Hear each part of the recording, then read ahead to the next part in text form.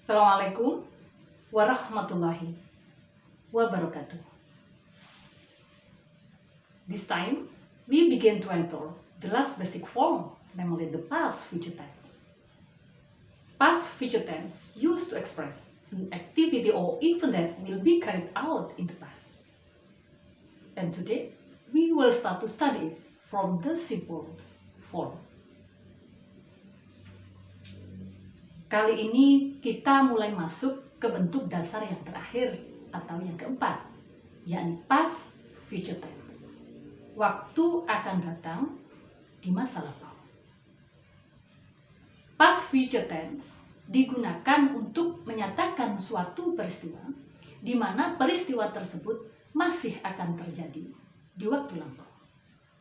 Artinya, peristiwa ini seharusnya dilakukan di waktu lampau. Sama seperti 3 bentuk dasar yang telah kita pelajari sebelumnya. Past future tense juga terbagi atas 4 bentuk utuh. Dan pada pertemuan kali ini, kita akan mulai belajar dari bentuk yang paling sederhana, yakni simple past future tense. Simple past future tense. Waktu akan datang di masa lampau. Simple past future tense used to express an activity or event that will be carried out in the past. Simple past future tense digunakan untuk menyatakan suatu aktivitas atau kegiatan yang akan dilakukan pada waktu lampau. Di samping itu, tenses ini juga digunakan untuk menyatakan suatu kegiatan yang akan dilakukan jika syaratnya terpenuhi di waktu lampau. Jadi, kegiatan atau aktivitas yang diceritakan dalam kalimat simple past future seharusnya dilakukan, tetapi kenyataannya waktu tersebut sudah berlalu. Oleh karena itu, sepadan dengan time signal yang biasa digunakan pada tenses ini. Di antaranya adalah the day before, kemarin dulu. The week before, minggu sebelumnya. The month before, bulan sebelumnya. The next day, keesokan harinya. Yesterday, kemarin.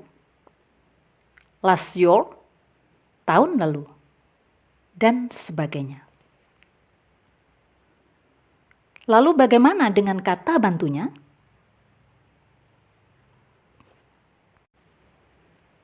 Karena waktu terjadinya peristiwa yang disampaikan dalam kalimat di masa lampau, maka kata bantunya tidak lagi menggunakan shall atau will, tetapi menggunakan should atau would.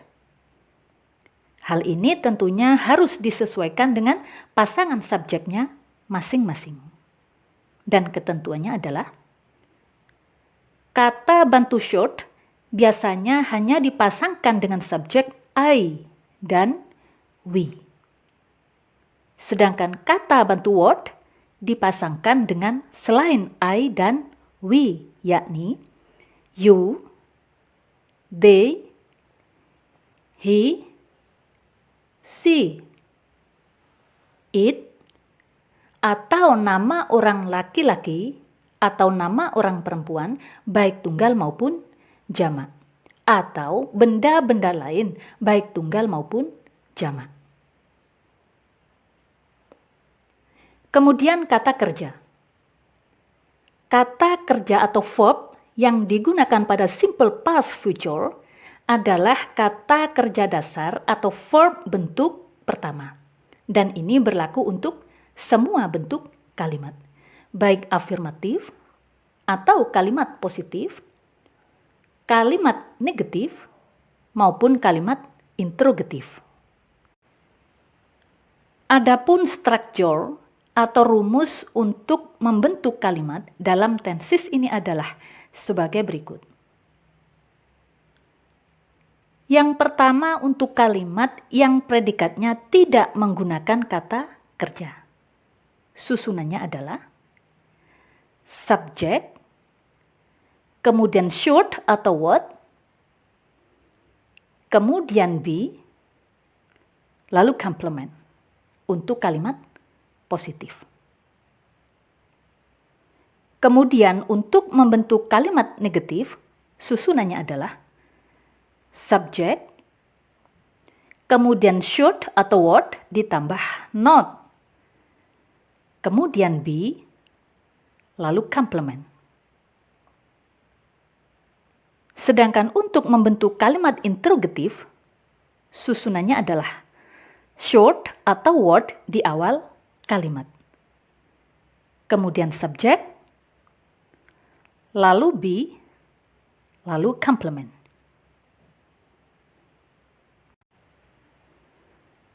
Berikut adalah contoh penerapannya dalam kalimat.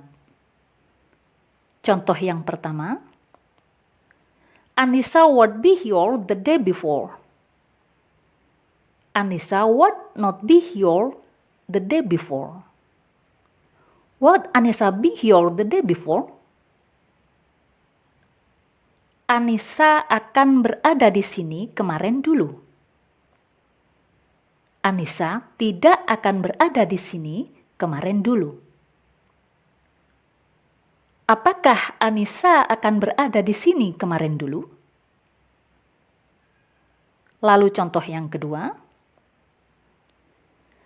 I should be sad if you didn't come yesterday. I should not be sad if you didn't come yesterday. Should I be sad if you didn't come yesterday? Saya akan sedih jika kamu tidak datang kemarin. Saya tidak akan sedih jika kamu tidak datang kemarin. Apakah saya akan sedih jika kamu tidak datang kemarin? Selanjutnya yang kedua, untuk kalimat yang predikatnya menggunakan kata kerja. Susunannya adalah sebagai berikut. Subject, kemudian should atau would, lalu verb bentuk pertama. Selanjutnya bisa dilengkapi dengan objek atau adverb untuk kalimat positif. Kemudian untuk membentuk kalimat negatif, susunannya adalah subject, kemudian should atau would ditambah not, lalu verb bentuk pertama, dan seterusnya. Sedangkan untuk membentuk kalimat interrogatif, susunannya adalah should atau would, kemudian subject, lalu verb bentuk pertama, dan seterusnya. Perhatikan penerapannya pada contoh kalimat-kalimat berikut ini. Yang pertama, contoh kalimat yang tidak dilengkapi dengan objek atau adverb. Contohnya, the bird would fly. The bird would not fly. Would the bird fly? Burung-burung itu akan terbang. Burung-burung itu tidak akan terbang. Apakah burung-burung itu akan terbang? Contoh yang kedua adalah kalimat yang dilengkapi dengan objek. Contohnya adalah I should write a letter. I should not write a letter. Should I write a letter? Saya akan menulis sepucuk surat. Saya tidak akan menulis sepucuk surat. Apakah saya akan menulis sepucuk surat? Yang ketiga, contoh kalimat yang dilengkapi dengan objek dan adverb. Contohnya adalah, we should visit grandma in the village the week before. We should not visit grandma in the village the week before. Should we visit grandma in the village the week before? Kami akan mengunjungi nenek di desa minggu sebelumnya. Kami tidak akan mengunjungi nenek di desa minggu sebelumnya. Apakah kami akan mengunjungi nenek di desa minggu sebelumnya? Yang keempat, contoh kalimat yang digunakan untuk menyatakan suatu kegiatan yang akan dilakukan jika syaratnya terpenuhi. Contohnya adalah, she would buy a new car the month before if she had a lot of money. She would not buy a new car the month before if she had a lot of money. Would she buy a new car the month before if she had a lot of money? Dia akan membeli 1 unit mobil baru bulan sebelumnya jika dia mempunyai banyak uang.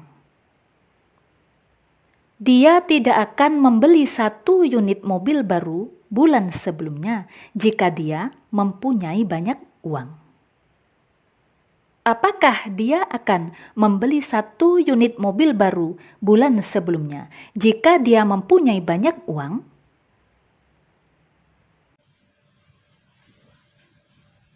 I really believe it's not difficult for you. And I know that this material can be understood easily. May useful. And see you in the next discussion. Inshallah. Assalamualaikum warahmatullahi wabarakatuh.